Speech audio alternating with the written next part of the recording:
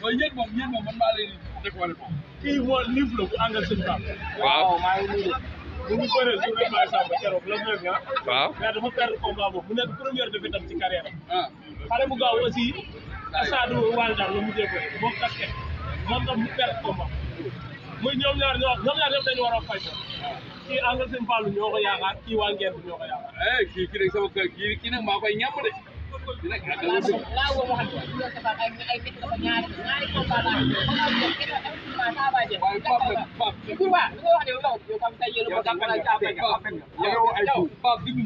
Pape nag war na mu dëkk yow a may nag.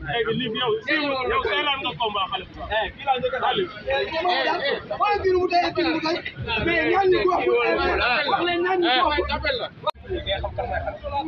sama tur yéen a ngi woote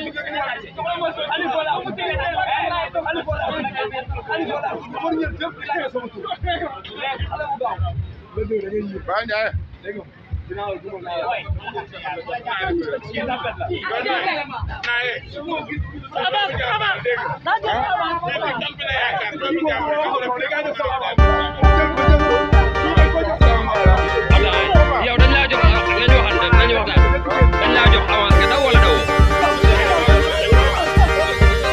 mais kaay du bëri maanaam njoolaay bi moo tax nga ne du bëri wala lan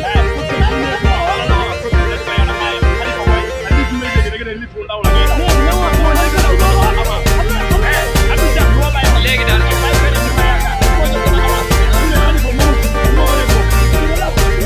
léegi Merveille Thiès TV moo leen di poussé la Merveille TV moo leen di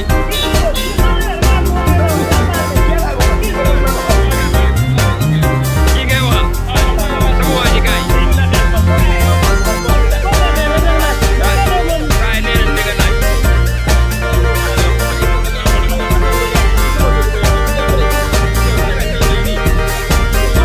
taxawal nii ci wetam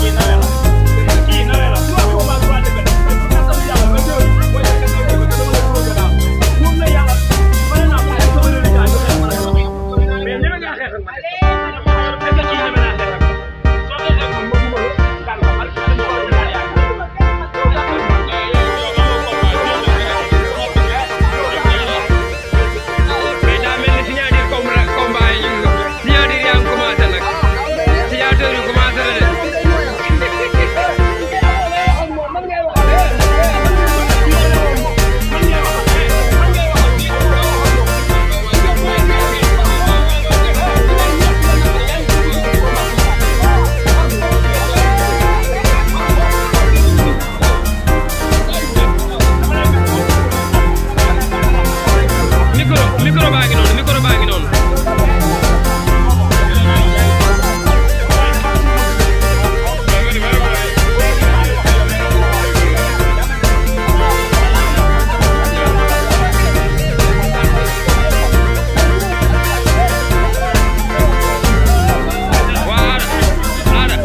ada combat gi commencé